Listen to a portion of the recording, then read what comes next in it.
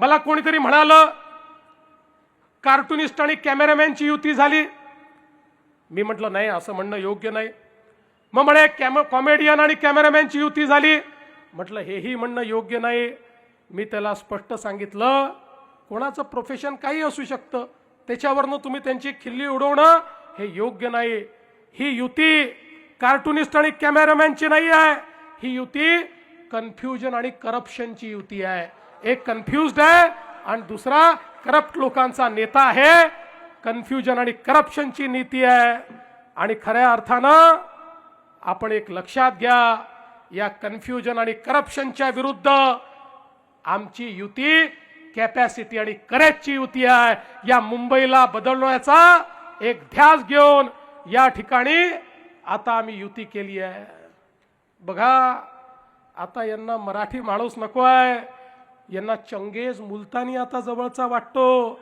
आता चंगेज करतात त्या ठिकाणी पायघड्या टाकण्याचं काम चाललेलं आहे. बलात्काराचा आरोप असू द्या, खोटे प्रमाणपत्र असू द्या, त्यांच्याकरता पाय घाड्या घालत हे निघालेले आहेत. आणि म्हणून बंधू भगिनींनो, खऱ्या अर्थानं आज जर या ठिकाणी आपण बघितलं तर यांच्याजवळ सांगण्याकरता काहीच नाही. हे काहीच सांगू शकत नाही. हे या ठिकाणी कुठल्याही प्रकारे विकासावर बोलत नाहीत. मी तर 4 वेळा सांगितलं, 4 वेळा की विकासावरचं यांचं भाषण दाखवा आणि 1000 रुपये मिळवा. माझे 1000 रुपये अजून खिशातच आहेत, ते जातच नाहीत. त्यामुळे आज मी ठरवलं की आता 1000 रुपये नाही, ते जर विकासावर बोलले मी 2000 रुपये या ठिकाणी देणार आहे. मी माझा प्राइज मनी जो आहे आता 2000 रुपयाला नेलेला आहे. पण बंधू भगिनींनो, या निमित्ताने मी एवढंच सांगू इच्छितो, आम्हाला सांगण्यासारखं दाखवण्यासारखं या ठिकाणी आहे. खऱ्या अर्थानं मुंबईमध्ये आपण जे केलेलं परिवर्तन आहे ते आपण सगळ्यांनी बघितलेलं आहे. मुंबईचा चेहरा मोहरा आपण बदलतो.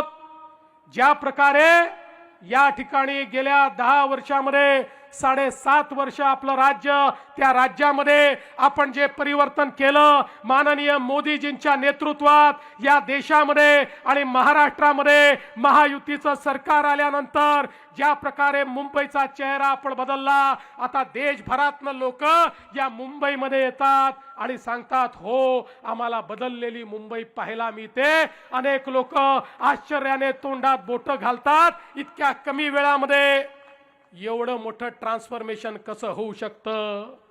बंधू भगिनींनो, आम्ही केवळ इन्फ्रास्ट्रक्चर करणारे लोक नाही आहोत, लोकांच्या समस्या समजणारे लोक आहोत. आपल्याला कल्पना आहे या दहिसरमध्ये आपल्या एअरपोर्ट अथॉरिटीच्या रडारचा प्रश्न होता. आमच्या ताई सातत्याने त्या ठिकाणी मनीषा ताई तो प्रश्न मांडत होत्या. आपले सगळे आमदार त्या संदर्भात आवाज उचलत होते. आज हा प्रश्न त्या ठिकाणी सोडवण्याचं काम आपल्या सरकारने केलं आणि आता या सगळ्या भागामध्ये मोठ्या प्रमाणात आपल्या सामान्य माणसाला मोफत घरं देण्याचा प्रश्न आपण त्या ठिकाणी मार्गी लावला. अनेक प्रश्न आपण मार्गी लावतो.